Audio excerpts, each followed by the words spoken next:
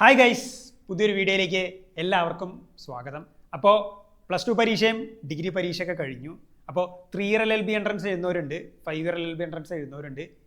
Clear 2025 എക്സാമും ഒരു 3-4 മാസത്തിന് ശേഷം എക്സാം ഉണ്ടാവും.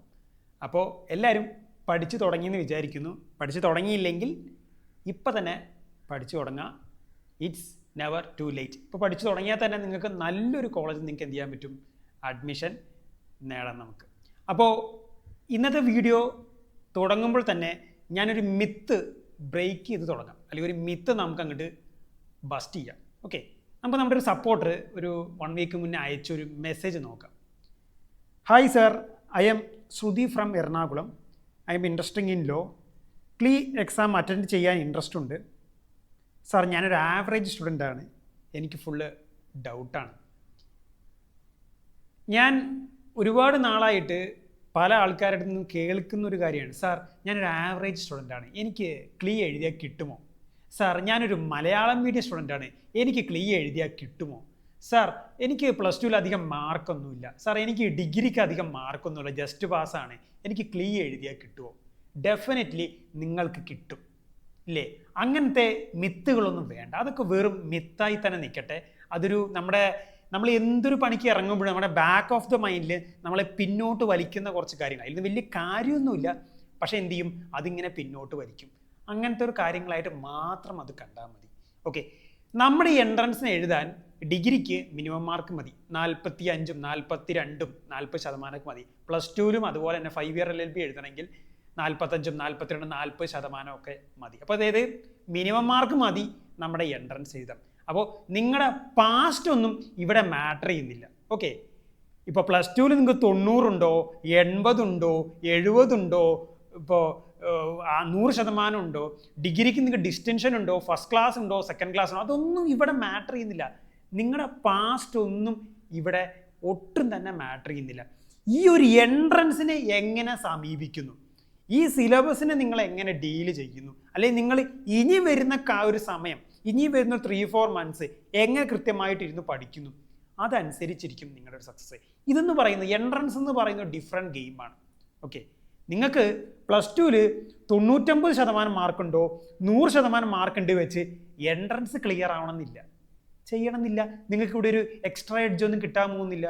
നിങ്ങൾക്ക് +2ന് 70% ഉള്ളൂ, 60% ഉള്ളൂ, 50% ഉള്ളൂ, ഈ എൻട്രൻസ് കിട്ടില്ലെന്നുമില്ല. ഓക്കെ, ഇപ്പോൾ എൻ്റെ ക്ലാസ്സിൽ 2017 70%, +2ൽ 70% കിട്ടിയ കുട്ടി എൻ്റെ ഒപ്പം പഠിച്ചിട്ടുണ്ട്. അതേ വർഷം +2ൽ ഫുൾ A+ഉം 1200 മാർക്ക് ഉണ്ടായിരുന്ന കുട്ടിക്ക് എഴുതിയിട്ട് ആ എൻട്രൻസ് കിട്ടിയിട്ടില്ല. So it's A different game. ഇതൊരു ഡിഫറെൻറ്റ് ഗെയിമാണ്. നിങ്ങളുടെ ഒരു പാസ്റ്റ് ഒന്നും ഇവിടെ വലിയ മാറ്റർ ഇല്ല. ഡിഗ്രിക്ക് അതുപോലെ തന്നെയാണ്. ഇപ്പോൾ ഡിഗ്രിക്ക് ഫസ്റ്റ് ക്ലാസ് എഴുതിയ കുട്ടിക്ക് ഈ എൻട്രൻസ് കിട്ടണമെന്നൊന്നുമില്ല. ഫസ്റ്റ് ക്ലാസ്, എനിക്ക് ഡിഗ്രിക്ക് ഫസ്റ്റ് ക്ലാസ് ഉണ്ട്, എനിക്ക് എന്തായാലും ഇത് കിട്ടും, അങ്ങനെ ഒരു സംഭവമൊന്നുമില്ല. നിങ്ങൾക്ക് ഡിഗ്രിക്ക് ജസ്റ്റ് പാസ്സേ ഉള്ളൂ, നിങ്ങൾ കൃത്യമായിട്ട് നിങ്ങൾക്ക് ഇത് കിട്ടും. ഓക്കെ, അപ്പോൾ നിങ്ങളുടെ പാസ്റ്റ് ഒന്നും ഇവിടെ ഒരു മാറ്ററേ അല്ല. ഇതൊരു സെപ്പറേറ്റ് ആയിട്ടുള്ളൊരു കളിയാണ്, ഇത് ഡിഫറെൻറ്റ് ഗെയിമാണ്. ഇത് അതിൻ്റേതായ രീതിയിൽ ട്രീറ്റ് ചെയ്താൽ നിങ്ങൾക്ക് എന്ത് ചെയ്യാൻ പറ്റും, നിങ്ങൾക്ക് എന്തിട്ടും നിങ്ങൾക്ക് എന്താ പറയുക, വിചാരിച്ച അല്ലെങ്കിൽ ഉദ്ദേശിച്ച ഒരു റിസൾട്ട് നേടാം. അപ്പോൾ ഞാനൊരു ആവറേജറാണ്, എനിക്ക് കിട്ടില്ല, അപ്പുറത്തെ വീട്ടിലെ ചേട്ടൻ പറഞ്ഞു എനിക്ക് കിട്ടില്ല, അല്ലെങ്കിൽ ഇപ്പുറത്തെ വീട്ടിൽ ചേട്ടൻ പറഞ്ഞു നീയൊക്കെ ഒരു ആവറേജ്, നിനക്കിത് കിട്ടില്ല, വേറെ വീട്ടിൽ ബ്രില്യൻ്റായ കുട്ടിയുണ്ട് അവൾക്കിത് കിട്ടും. നെവർ മൈൻഡ്, അതൊക്കെ ഒരു ചെവി, നമുക്ക് 2 ചെവിയുണ്ട്, ഒരു ചെവി കൂടെ കേൾക്കുക, ഒരു ചെവി കൂടെ പുറത്തേക്ക് വിടുക. Never mind. ഓക്കെ, അങ്ങനെ നമുക്ക് ഹേറ്റേഴ്സ് ഒരുപാടുണ്ടാവും, ഇല്ലേ? നമുക്ക് പിന്നോട്ട് വലിയ ഒരുപാട് പേരുണ്ടാവും. നമുക്ക് അവരെന്താ ഉത്തരം എന്താ വിടുക, അവരെ തല്ലാനോ അവരെ തെറി പറയാനൊന്നും പോകണ്ട. നമ്മുടെ സക്സസ് തന്നെയാണ് ഏറ്റവും വലിയ ആൻസർ. ഓക്കെ, അപ്പോൾ ജീവിതം വിജയിക്കുക, ഇതിനൊക്കെ മറുപടി നമ്മുടെ വിജയം തന്നെയാണ്. ഓക്കെ, അപ്പം നമുക്ക് നമ്മുടെ റിയൽ മാറ്ററിക്ക് വരാം. ഓക്കെ, ഇതും എൻ്റെ അടുത്ത് ഒരുപാട് കുട്ടികളായിട്ട് ചോദിക്കുന്നത്, സാർ എവിടുന്ന് തുടങ്ങുക, സാർ എങ്ങനെ ഇത് പ്രിപ്പയർ ചെയ്ത് തുടങ്ങുക, ഇത് ഒരുപാട് സാധനങ്ങൾ സാർ, കുറേ മാത്സ് കാണുന്നു, കുറേ ലോ കാണുന്നു, കുറേ GK കാണുന്നു, കുറേ ഇംഗ്ലീഷ് കാണുന്നു, ഞാനൊരു ഗൈഡ് മേടിച്ചു, ആ ഗൈഡ് നോക്കിയിട്ട് എനിക്കൊരു എത്തുംപടിയും കിട്ടുന്നില്ല, സാർ എവിടുന്നാണ് ഇത് തുടങ്ങുക? സോ ഇന്നത്തെ വീഡിയോ അതിനെപ്പറ്റിയാണ്, how to start your preparation. Okay, ഇപ്പോൾ ഈ +2 കഴിഞ്ഞാൽ പല കുട്ടികളും ആദ്യമായിട്ടായിരിക്കും ഒരു എൻട്രൻസ് എഴുതുന്നുണ്ടാവുക, ഇല്ലേ? പ്രത്യേകിച്ച് ലോ എൻട്രൻസ്. ആദ്യമായിട്ടായിരിക്കും അവർ ജീവിതത്തിൽ ഒരു എൻട്രൻസ്. അപ്പോൾ ഡിഗ്രി കഴിഞ്ഞവർക്ക് ഒട്ടുമിക്ക പേരും ഈ PSC ഒക്കെ എഴുതിയതുകൊണ്ട് അവർക്ക് അത്യാവശ്യമൊക്കെ ഒരു എൻട്രൻസ്, ഒരു പ്രവേശന പരീക്ഷ എങ്ങനെയാണെന്ന് ഒരു മിനിമം ആയിരിക്കും. ഇപ്പം ചിലർ ഡിഗ്രി പഠിക്കുന്ന ചിലർ ആദ്യമായിട്ട് എൻട്രൻസ് എഴുതുന്നവരുണ്ട്. സോ ഒരു എൻട്രൻസിനെ എങ്ങനെ പഠിച്ചു, പർട്ടിക്കുലർലി ഒരു ലോ എൻട്രൻസിനെ എങ്ങനെ പഠിച്ചു. അപ്പോൾ ഈ ഒരു വീഡിയോ 5 ഇയർ LLBയും 3 ഇയർ LLB എൻട്രൻസും എഴുതുന്ന 2 പേർക്കുള്ളൊരു വീഡിയോ ആണ്. Okay, how to start your preparation. Okay, അപ്പോൾ ഇത് കടൽ പോലെ കിടക്കുകയാണ് ഇല്ലേ, ഒരു കടൽ പോലെ കിടക്കുകയാണ്. ലോ ഉണ്ട്, GK ഉണ്ട്, മാത്സ് ഉണ്ട്, കറണ്ട് അഫയേഴ്സ് ഉണ്ട്, ഇംഗ്ലീഷ് ഉണ്ട്. സോ നമുക്കൊരു പ്രോപ്പർ സ്ട്രാറ്റജി വേണം. ആ സ്ട്രാറ്റജി ഉണ്ടെങ്കിൽ മാത്രമാണ് നമുക്കൊരു എൻട്രൻസ് വിജയിക്കാൻ പറ്റുള്ളൂ. ഇവിടെ പാസിംഗ് അല്ല, പാസ്സാവുകയും വേണം, ആ ബെസ്റ്റ് ഓഫ് ദ ആ ക്ലബിൽ പെടുകയും വേണം ഇല്ലേ. ഒരു ഗവൺമെൻറ് മെറിറ്റ് സീറ്റ് കിട്ടണമെങ്കിൽ ആ ബെസ്റ്റ് ഓഫ് ദ ക്ലബിൽ പെടുകയും വേണം. സോ പാസിംഗ് മാത്രമല്ല, അതിനപ്പുറത്തേക്ക് വേറൊരു പ്രയോറിറ്റിയും കൂടി ഉണ്ട്. സോ പ്രോപ്പറായിട്ടുള്ള സ്ട്രാറ്റജി വേണം. പ്രോപ്പറായ സ്ട്രാറ്റജി ഉണ്ടെങ്കിൽ മാത്രമാണ് എന്ത് ചെയ്യുള്ളൂ, നമുക്ക് അവിടേക്ക് നമ്മൾ വിചാരിച്ച ഉദ്ദേശിച്ച ഒരു ലെവലിലേക്ക് എത്താൻ പറ്റുള്ളൂ. ആ പ്രോപ്പറായിട്ട് സ്ട്രാറ്റജി നിങ്ങൾക്കുണ്ടെങ്കിൽ നിങ്ങളുടെ past Marco +2 Marco degree Marco ഒന്നും ഇവിടെ മാറ്റർ ചെയ്യുന്നില്ല. സോ നമുക്ക് കാര്യത്തിലേക്ക് നമുക്ക് വരാം. സോ എങ്ങനെ തുടങ്ങണം, ഏതൊരു പ്രവേശന പരീക്ഷയ്ക്ക് നമ്മൾ തയ്യാറെടുക്കുമ്പോൾ, ഒരു എൻട്രൻസ് തയ്യാറെടുക്കുമ്പോഴും നമ്മൾ ആദ്യം അറിഞ്ഞിരിക്കേണ്ടത് അതിൻ്റെ സിലബസാണ്. ഓക്കെ, അപ്പോൾ നിങ്ങൾ ആദ്യം എന്ത് ചെയ്യണം, നമ്മുടെ എൻട്രൻസിൻ്റെ സിലബസ് എന്താണെന്ന് നിങ്ങൾ അറിഞ്ഞിരിക്കണം. അതിനെ പറ്റി ഓൾറെഡി ഞാനൊരു വീഡിയോ ചെയ്തിരുന്നു. കാരണം 2024 എൻട്രൻസ് കമ്മീഷണർ സിലബസ് പുതുക്കിയിട്ടുണ്ടായിരുന്നു. ഓക്കെ, അപ്പോൾ ഈ വർഷത്തെ എൻട്രൻസ് പുതിയ സിലബസ് പ്രകാരം, കഴിഞ്ഞ വർഷത്തെ എൻട്രൻസും ഇനി അങ്ങോട്ട് പുതിയ സിലബസ് പ്രകാരം. ആ പുതിയ സിലബസ് എന്താ, അതിനെപ്പറ്റി വീഡിയോ നമ്മൾ ഓൾറെഡി ചെയ്തിരുന്നു. അപ്പോൾ ആ സിലബസ് എന്താണെന്നും ഓരോ ഭാഗത്തുനിന്ന് എത്ര ചോദ്യങ്ങൾ വരുന്നുണ്ടെന്നും മാർക്ക് ക്രൈറ്റീരിയ എങ്ങനെയാണെന്ന് നിങ്ങൾ എന്ത് ചെയ്യണം, ആ വീഡിയോ കണ്ട ഒരു ഐഡിയ കിട്ടും നിങ്ങൾക്ക്. അപ്പോൾ നിങ്ങൾ അതൊന്ന് ഓർത്ത്. അപ്പോൾ ആദ്യം അറിഞ്ഞിരിക്കേണ്ടത് സിലബസിന്. രണ്ടാമത്തെ എന്താ നിങ്ങൾ ചെയ്യേണ്ടത്, make A study of PYQs. ആ PYQ എന്ന് പറഞ്ഞാൽ എന്താ, പ്രീവിയസ് ഇയർ ക്വസ്റ്റ്യൻ പേപ്പർ. നിങ്ങൾ എന്ത് ചെയ്യണം, സിലബസ് അറിഞ്ഞാൽ നിങ്ങൾ അടുത്തത് എന്താ ചെയ്യേണ്ടത്, നിങ്ങൾ നമ്മുടെ ഈ കേരള ലോ എൻട്രൻസിൻ്റെ കഴിഞ്ഞൊരു 3 വർഷത്തെ ക്വസ്റ്റ്യൻ പേപ്പർ 24, 23, 22 ഒരു മിനിമം ഒരു 3 വർഷത്തെ ക്വസ്റ്റ്യൻ പേപ്പർ നിങ്ങളൊന്ന് എടുത്തൊന്ന് അനലൈസ് ചെയ്യുക. എവിടെ നിന്നാണ് ചോദ്യങ്ങൾ വരുന്നത്, എന്തൊക്കെ തരം ചോദ്യങ്ങളാണ് ചോദിക്കുന്നത്. ഒരു പ്രീവിയസ് ഇയർ ക്വസ്റ്റ്യൻ പേപ്പർ നിങ്ങൾ കണ്ടാൽ നിങ്ങൾക്ക് മനസ്സിലാവും, ഇതൊക്കെയാണ് നോക്കേണ്ടത്, അല്ലെങ്കിൽ ഇന്ന കാര്യങ്ങളാണ് ഫോക്കസ് ചെയ്യേണ്ടത്, ഈ ഭാഗത്തുനിന്ന് ഇങ്ങനെ ചോദ്യം, അപ്പോൾ ഇങ്ങനെ പഠിച്ചു വെക്കണം. ഡിഫറെൻറ്റ് ടൈപ്സ് ഓഫ് ക്വസ്റ്റ്യൻസ്, എന്ത് തരം ചോദ്യങ്ങളാണ് ചോദിക്കുന്നത്. അപ്പോൾ എല്ലാവരും ഈ എൻട്രൻസ് പ്രിപ്പയർ ചെയ്യുന്ന എല്ലാവരും അവരുടെ ഫസ്റ്റ് സ്റ്റേജിൽ ചെയ്യേണ്ട എന്താ വെച്ച് കഴിഞ്ഞാൽ, ഒരു മിനിമം ഒരു 3 വർഷത്തെ question paper neat and clean ആയിട്ട് അനലൈസ് ചെയ്യുക. അനലൈസ് ചെയ്ത് നിങ്ങൾക്ക് മനസ്സിലാവും, നിങ്ങൾക്ക് ഒരു ഐഡിയ കിട്ടും എങ്ങനെയാണ് പഠിക്കേണ്ടത്. എന്നിട്ട് നിങ്ങൾ എന്ത് ചെയ്യുക, പഠിച്ചു തുടങ്ങുക. പിന്നെന്താ, മൂന്നാമത്തെ കാര്യം എന്താ, B competent and consistence. Consistency ഒരു പ്രധാനപ്പെട്ട ഒരു ഫാക്ടറാണ്. പ്രത്യേകിച്ച് പ്രവേശന പരീക്ഷയ്ക്ക് കൺസിസ്റ്റൻസി ഒരു പ്രധാനപ്പെട്ട ഫാക്ടറാണ്. നമ്മൾ ഡേ ആൻഡ് ഡേ ബേസിസിൽ പഠിച്ചു പോകണം, ഡെയിലി പഠിച്ചു പോകണം. ഓക്കെ, നിങ്ങളിപ്പോൾ ഡേ 1 ഇന്ന് സാർ എന്നെ മോട്ടിവേറ്റ് ചെയ്തു, ഇന്ന് എന്തായാലും പഠിക്കണം, അപ്പോൾ ഇന്നൊരു 10 മണിക്കൂർ ഇരുന്ന് പഠിച്ചു. നാളെ നോക്കുമ്പോൾ നാളെ ആ മോട്ടിവേഷൻ്റെ ആ മീറ്റർ അങ്ങോട്ട് താങ്ങും. നാളെ ഒരു 1 മണിക്കൂർ പഠിച്ചു, മറ്റന്നാളെത്തേപ്പിക്ക് മോട്ടിവേഷൻ ഒട്ടുമില്ല, ഒന്നും പഠിച്ചില്ല. ഇവിടെ ഒരു കൺസിസ്റ്റൻസി ഉണ്ടോ, ഇല്ല. ഇന്ന് നിങ്ങൾ 10 hours പഠിക്കേണ്ടത് നാളെയും 10 hours പഠിക്കണം, മറ്റന്നാളും 10 hours 9 hours എങ്കിലും പഠിക്കണം. ഓക്കെ, ഇനിയിപ്പോൾ നിങ്ങൾക്ക് 10 hours ഒന്നും പഠിക്കാൻ പറ്റില്ല, ഡെയിലി 2 മണിക്കൂറൊക്കെ ഇരിക്കാനുള്ള കപ്പാസിറ്റി മതി. ആ 2 മണിക്കൂർ നിങ്ങൾ ഡെയിലി ചെയ്യണം.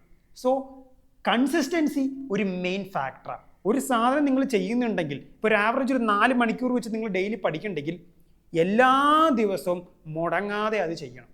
അപ്പോഴാണ് നിങ്ങൾക്ക് എന്ത് ചെയ്യാൻ പറ്റുള്ളൂ, നിങ്ങൾക്കൊരു ഫോക്കസ്ഡ് ആയിട്ടുള്ള കോമ്പീറ്റൻ്റ് ആവാൻ പറ്റുള്ളൂ. കോമ്പീറ്റൻ്റ് ആവേണ്ടത് പ്രധാനപ്പെട്ടൊരു കാര്യമാണ്. ഞാനോ നിങ്ങളോ മാത്രമാണോ പരീക്ഷ എഴുതുന്നത്, അല്ലെങ്കിൽ വീഡിയോ കാണുന്ന ഒരു 1K 2K ആൾക്കാരാണോ പരീക്ഷ? അല്ല, തൗസൻഡ്സ് ഓഫ് ആൾക്കാർ പരീക്ഷ എഴുതുന്നുണ്ട്. ഇവരെയൊക്കെ നമുക്ക് എന്ത് ചെയ്യണം, വെട്ടി നമുക്ക് മുന്നോട്ട് വരണം ഇല്ലേ. അപ്പോൾ കോമ്പീറ്റൻ്റ് ആവേണ്ടത് പ്രധാനപ്പെട്ട ഒരു കാര്യം. കോമ്പീറ്റൻ്റ് ആവണേ എന്ത് ചെയ്യണം, നിങ്ങൾ എന്ത് ചെയ്യണം, കൺസിസ്റ്റൻ്റ് ആയിരിക്കണം. ഡെയിലി നിങ്ങൾ എന്ത് ചെയ്യണം, പഠിച്ചു പോകണം, ഡേ ആൻഡ് ഡേ ബേസിസിൽ പഠിച്ചു പോകണം. പിന്നെ എന്ത് ചെയ്യണം, അടുത്ത കാര്യം എന്താ, ഈ കൺസിസ്റ്റൻ്റ് ആവാൻ എന്ത് ചെയ്യണം sir, set a time table and allot ഈ ടൈം ഫോർ ഈച്ച് സബ്ജക്റ്റ്. നിങ്ങളൊരു ടൈം ടേബിൾ സെറ്റ് ചെയ്യുക.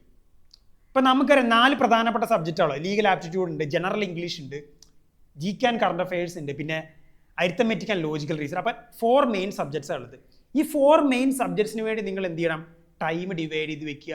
അത് പ്രകാരം ഒരു ടൈം ടേബിൾ സെറ്റ് ചെയ്യുക. നിങ്ങൾ റൂമിൽ വെണ്ടക്കാശത്തിലൊരു ചാർട്ടിൽ എഴുതി അങ്ങ് ഒട്ടിച്ച് വെക്കുക. ഡെയിലി എണ്ണിക്കുമ്പോൾ നിങ്ങൾ കാണേണ്ട അതാണ്, ഇന്നിരുന്ന് പഠിക്കണം, ഇന്നത്തെ ഷെഡ്യൂൾ ഇതാണ്, ഇപ്പോൾ ഒരു വേണമെങ്കിൽ നിങ്ങൾക്ക് എന്ത് ചെയ്യാൻ പറ്റും, ഒരു കോമൺ ടൈം ടേബിൾ സെറ്റ് ചെയ്യാം, അല്ലെങ്കിൽ ചിലപ്പോൾ നിങ്ങൾക്ക് ഓരോ ദിവസത്തിന് സെപ്പറേറ്റ് ടൈം ടേബിൾ സെറ്റ് ചെയ്യാം. അതൊക്കെ നിങ്ങളുടെ പ്രിഫറൻസ് പോലെ, ഓരോരുത്തരുടെ പഠന രീതി പോലെ. ഓക്കെ, പഠിച്ചാൽ മതി, അത്രയേ ഉള്ളൂ. അപ്പോൾ ഒരു ഫോക്കസ്ഡ് ആവാനും കൺസിസ്റ്റൻ്റ് ആവാനുള്ള പ്രധാനപ്പെട്ട ടൂൾ എന്ന് പറയുന്ന ഒരു ടൈം ടേബിൾ സെറ്റ് ചെയ്യുക. ഓരോ സബ്ജക്റ്റും എന്താ പറയുക ടൈം അലോട്ട് ചെയ്യാം. നമുക്കറിയാം ഏറ്റവും കൂടുതൽ ക്വസ്റ്റ്യൻസ് ലീഗൽ ആപ്റ്റിറ്റ്യൂഡ്. അപ്പോൾ ലീഗൽ ആപ്റ്റിറ്റ്യൂഡിന് ഒരു എക്സ്ട്രാ സ്ട്രെസ് കൊടുക്കുക. ഓക്കെ, എന്ന് വെച്ച് ബാക്കി സബ്ജക്ട്സ് ഇഗ്നോർ ചെയ്യാനല്ല ഞാൻ പറയുന്നത്, ലീഗൽ ആപ്റ്റിറ്റ്യൂഡിന് ഒരു എക്സ്ട്രാ സ്ട്രെസ് കൊടുക്കുക. ഓക്കെ, പിന്നെ നിങ്ങൾ ഡെയിലി ചെയ്യേണ്ട, ഡെയിലി നിങ്ങളുടെ എക്സാം ആവുന്നത് വരെ, എക്സാമിൻ്റെ തലേദിവസം വരെ ചെയ്യേണ്ട ഒരു ആക്ടിവിറ്റിയാണ് അടുത്ത ഞാൻ പറയാൻ പോകുന്നത്. Make a note and study 5 minimum English words from dictionary on daily basis. നമ്മുടെ എക്സാമിന് ഇംഗ്ലീഷ് ഭാഗത്തുനിന്ന് ഇപ്പോൾ കറക്റ്റ് സ്പെല്ലിംഗ് വരുന്ന ചോദ്യങ്ങളുണ്ട് ഇല്ലേ? ഞാൻ പ്രീവിയസ് ഇയർ ക്വസ്റ്റ്യൻ പേപ്പറിനെ പറ്റി ഒരു വീഡിയോ ചെയ്തിട്ടുണ്ട്. നിങ്ങൾ ആ വീഡിയോ കണ്ടാൽ നിങ്ങൾക്ക് മനസ്സിലാവും. കറക്റ്റ് സ്പെല്ലിംഗ് ഭാഗത്തുനിന്ന് ചോദ്യങ്ങൾ വരുന്നുണ്ട്, ആൻറ്റണിംസ് വരുന്നുണ്ട്, സിനോണിംസ് വരുന്നുണ്ട്, അവിടുത്തെ ചോദ്യങ്ങൾ വരുന്നുണ്ട്. അപ്പോൾ അതൊക്കെ എങ്ങനെയാണ് പഠിക്കേണ്ടത് സാർ? ഇങ്ങനെ ചെയ്താൽ മതി. നിങ്ങളുടെ വീട്ടിൽ എല്ലാവരുടെയും വീട്ടിലും ഡിക്ഷണറി ഉണ്ടാവും. ഡിക്ഷണറി എടുക്കുക, എന്തൊരു മിനിമം ഡെയിലി മിനിമം ഞാൻ പറയുന്നു കേട്ടോ. നിങ്ങൾക്ക് എത്ര വാക്കുകൾ നിങ്ങൾക്ക് പഠിക്കാൻ പറ്റത്തില്ല, ഒരു 5 മിനിമം ഇംഗ്ലീഷ് വേർഡ്സ് നിങ്ങൾ പഠിക്കുക, എഴുതി പഠിക്കുക. എഴുതി പഠിക്കുന്നത് എന്താ? നിങ്ങൾക്ക് സ്പെല്ലിങ്സ് പഠിക്കാൻ വേണ്ടി കൺഫ്യൂഷനുള്ള ഒരു 5 English words, minimum 5 English words എന്ത് ചെയ്യുക, നിങ്ങൾ എഴുതി പഠിക്കുക. ഓക്കെ, ചില വേർഡ്സിന് കൺഫ്യൂഷനുള്ള സ്പെല്ലിങ്സ് ഉണ്ട്. ഇപ്പോൾ റിസീവ്, ഇ ആണോ ഐ ആണോ ആദ്യം വരിക, ലോലിപോപ്പിൽ 2 എല്ലുണ്ടോ 1 എല്ലുണ്ടോ, അങ്ങനെ കുറേ കൺഫ്യൂസിങ് ആയിട്ടുള്ള കൺസീവിൽ ഇ ആണോ ഐ ആണോ ആദ്യം വരിക.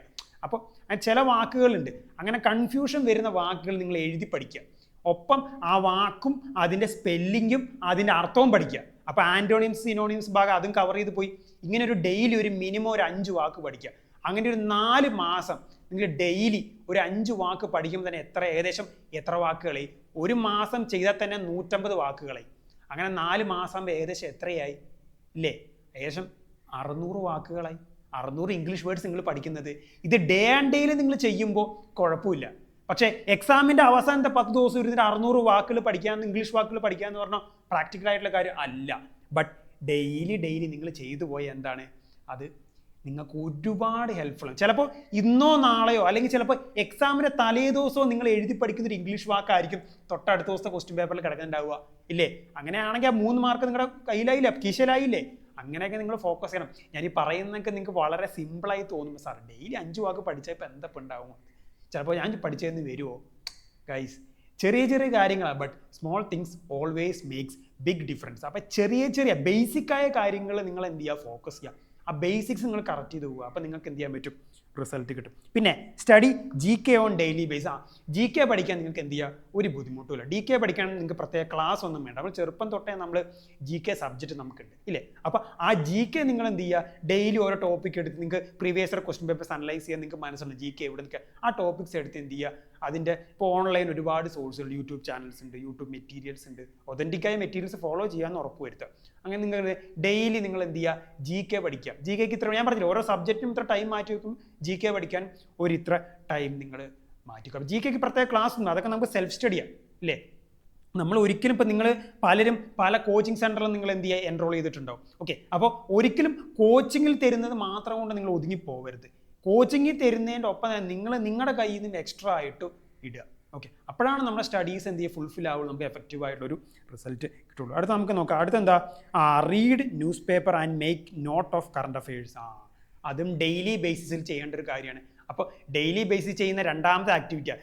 മറ്റൊരു ഡെയിലി ആക്ടിവിറ്റി എന്താ, ഡെയിലി മിനിമം ഒരു 5 ഇംഗ്ലീഷ് വാക്ക് പഠിക്കണം, അതിൻ്റെ സ്പെല്ലിങ്ങും അതിന് അർത്ഥവും പഠിക്കണം ഇല്ലേ? ഇതുപോലെ തന്നെ ഡെയിലി ചെയ്യേണ്ട ഒരു ആക്ടിവിറ്റിയാണ് റീഡ് എ ന്യൂസ് പേപ്പർ. അതൊരു ഇംഗ്ലീഷ് ന്യൂസ് പേപ്പർ ആയ അത്രയും നല്ല. അപ്പോൾ നിങ്ങളുടെ ലാംഗ്വേജ് ഇമ്പ്രൂവ് ചെയ്യും. ഒരു ഇംഗ്ലീഷ് ന്യൂസ് പേപ്പർ തന്നെ വായിക്കാൻ ശ്രമിക്കുക. നമ്മുടെ എക്സാമിന് പാസേജ് ക്വസ്റ്റ്യൻ ഉണ്ട്. അപ്പോൾ ഇംഗ്ലീഷ് ന്യൂസ് പേപ്പർ ആകുമ്പോൾ നിങ്ങൾക്ക് എന്ത് ചെയ്യാൻ പറ്റും, ആ പാസേജ് ക്വസ്റ്റ്യൻസ് ഒക്കെ അറ്റൻഡ് ചെയ്യാൻ നിങ്ങൾക്ക് എളുപ്പമായിരിക്കും.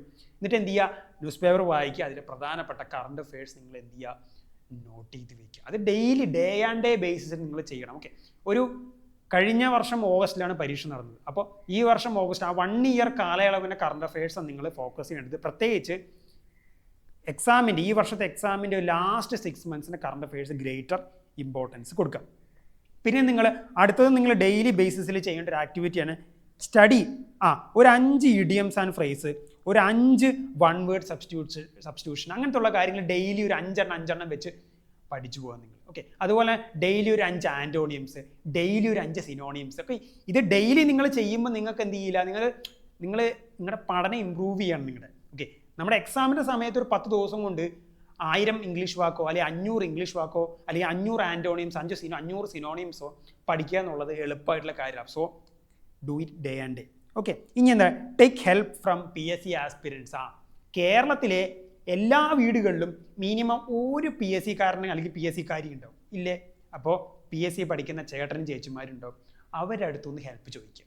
ഓക്കെ, പ്രത്യേകിച്ച് മാത്സ് പഠിക്കാനൊക്കെ എന്ത് ചെയ്യുക, അവരുടെ അടുത്ത് ഹെൽപ്പ് ചോദിക്കാൻ നിങ്ങൾക്ക് ഇല്ലേ? GK പഠിക്കാൻ ഹെൽപ്പ് ചെയ്യാം. പക്ഷേ ഒരു കാര്യം നിങ്ങൾ ഓർക്കേണ്ടത്, PSC പൂർണ്ണമായിട്ടും മലയാളത്തിലാണ്. PSC ക്വസ്റ്റ്യൻ പേപ്പർ മലയാളത്തിലാണ്. അപ്പോൾ അവർ പഠിക്കുന്ന കൂടുതൽ മലയാളത്തിലാണ്. പക്ഷേ നമ്മുടെ ക്വസ്റ്റ്യൻ പേപ്പർ ഏതില്ല, നമ്മുടെ ക്വസ്റ്റ്യൻ പേപ്പർ ഇംഗ്ലീഷിൽ മാത്രമേ ഉള്ളൂ. അപ്പോൾ അവർ പറയുന്ന കാര്യങ്ങൾ നിങ്ങൾ പഠിച്ചോ, ബട്ട് അത് ഇംഗ്ലീഷിലേക്ക് റീഫർബിഷ് ചെയ്ത് ട്രാൻസ്ലേറ്റ് ചെയ്തിട്ട് പഠിക്കുക. ഓക്കെ, കൂടുതൽ ഇംഗ്ലീഷ് ടേംസിനോട് നിങ്ങൾ എന്ത് ചെയ്യുക, പരിചയിക്കുക. അപ്പോൾ അവർ പറഞ്ഞു തരുമ്പോൾ അത് ഇംഗ്ലീഷിലേക്ക് കൺവേർട്ട് ചെയ്ത് ഇംഗ്ലീഷിൽ നിങ്ങൾ പഠിച്ചു വയ്ക്കുക. അവർ പറയുന്ന മലയാളത്തിൽ നമ്മൾ പഠിച്ചു വയ്ക്കുക, കാരണം നമ്മുടെ ക്വസ്റ്റ്യൻ പേപ്പർ മീഡിയം ഇല്ല. അപ്പോൾ പക്ഷേ സബ്ജക്ട്സ് പഠിക്കാനും കാര്യങ്ങളൊക്കെ പഠിക്കാൻ എന്ത് ചെയ്യാൻ പറ്റും, പ്രത്യേകിച്ച് GK മാത്സ് ഒക്കെ പഠിക്കാൻ നിങ്ങൾക്ക് എന്ത് ചെയ്യാൻ പറ്റും, നിങ്ങൾക്ക് അവരുടെ അടുത്ത് നിന്ന് ഹെൽപ്പ് ചോദിക്കാം. അപ്പോൾ ആ വേണ്ട ഹെൽപ്പ് നിങ്ങൾക്ക് എടുക്കാം. പിന്നെ അതുപോലെ തന്നെ നമ്മുടെ അനിയനും അനിയത്തിമാരുടെയൊക്കെ ടെക്സ്റ്റ് ബുക്കുകൾ ഉണ്ടല്ലേ, മാത്സ് ടെക്സ്റ്റ് ബുക്കുണ്ട്, ചെറിയ ക്ലാസ്സുകൾ 8, 9, 10.